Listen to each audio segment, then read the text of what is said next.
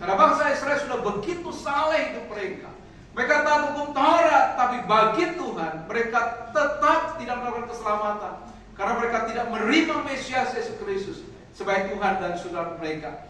Sehingga kemudian saudara, disinilah kalau kita bisa melihat bagaimana kita terbatas secara lemah. Kita memerlukan anugerah daripada Tuhan untuk tetap setia kepada Tuhan. Saudara, karena itulah saudara, kita harus belajar dan bagai firman Tuhan. Saudara, sebenarnya banyak hal yang bisa kita membuat kita bisa meninggalkan Tuhan, betul tidak? Kita bisa membuat kita bisa tinggalkan gereja, membuat kita tidak lagi berdoa sama Tuhan. Ada banyak kesusahan, penderitaan yang membuat kita bisa marah sama Tuhan. Saudara, mungkin saya bisa marah sama Tuhan. Tuhan, kenapa kau izinkan saya jatuh? Kenapa kau tidak pegang saya gitu ya? Kau buat saya ya boleh jatuh, kau usah sampai parah ini Tuhan gitu ya. Saudara, mungkin saya bisa marah sama Tuhan. Saudara, banyak juga dalam kehidupan kita tinggalkan Tuhan karena kita sudah banyak berdoa tapi Tuhan tidak jawab. Tapi saudara kasih, sebenarnya kita bisa belajar sekali lagi bahwa disinilah Tuhan tetap memberikan anugerah pertolongan dalam kehidupan kita. Saudara, saya percaya bahwa di dalam keterbatasan kelemahan kita harus belajar percaya tetap hidup dalam kemurahan Tuhan, kebaikan Tuhan. Karena Dia selalu ada bagi setiap kita. Nah saudara, dalam mempersiapkan bagi firman Tuhan, saya ingat satu tokoh Alkitab yang luar biasa.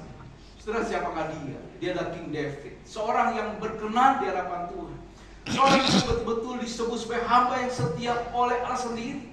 Saudara, dia bukanlah manusia yang sempurna, betul tidak? Kisah perzinanya dengan Betseba itu luar biasa. Saudara, bahkan ditegur keras dengan Natan. Dia juga ada satu dosa lagi yang menghitung bangsa Israel, kekuatan bangsa Israel, survei. Ya, dan Tuhan marah karena disitulah dia belajar mengandalkan kekuatan sendiri. Tapi saudara kasih, mengapa Daud menjadi seorang hamba yang berkenan kepada Tuhan? Saudara, kalau kita bisa melihat dalam Mazmur 23, disinilah kunci daripada kehidupan Daud. Saudara, kalau kita membaca dalam Mazmur 23, maka kita tahu judulnya dikatakan Tuhan adalah gembala yang baik. Ayat yang pertama dikatakan begini, dia berkata, Tuhan adalah gembalaku, takkan kekurangan aku. Saudara, dalam bagian Mazmur 23 dia menceritakan bagaimana Allah mencukupkan kehidupan dia. Dia diberikan, ayat dikatakan, padang rumput, air yang tenang. Bahkan dia juga disertai oleh Tuhan. Dia dipimpin oleh Tuhan. Di dalam segala apapun, Tuhan ada menyertai dia. Dan ayat yang ke-6, saudara, menjadi ayat yang sangat luar biasa.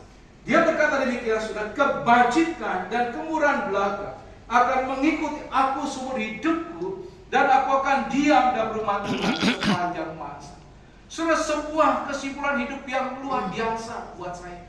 Saudara, dia bisa bertahan sampai akhir, bukan karena dia mengandalkan dirinya, tapi Daud adalah seorang yang selalu andalkan Tuhan. Hidupnya susah? Tidak, susah. Saudara, hidupnya juga penuh dengan tantangan. Dia dikejar oleh Saul untuk dibunuh. Dia mengungsi ke negeri asing. Dia pura-pura gila. Saudara, dia stres, dia pura-pura stres gila supaya dia terhindar daripada musuhnya. Bahkan saudara, waktu dia jadi raja, anaknya sendiri mengkudeta dia. Saudara, dia pergi mengungsi karena anaknya mengkudeta dia. Saudara, di situ pergumulan dia, tetapi dia bisa melihat bahwa ada anugerah demi anugerah yang selalu ada dalam kehidupan dia. Sehingga kemudian dia mengatakan,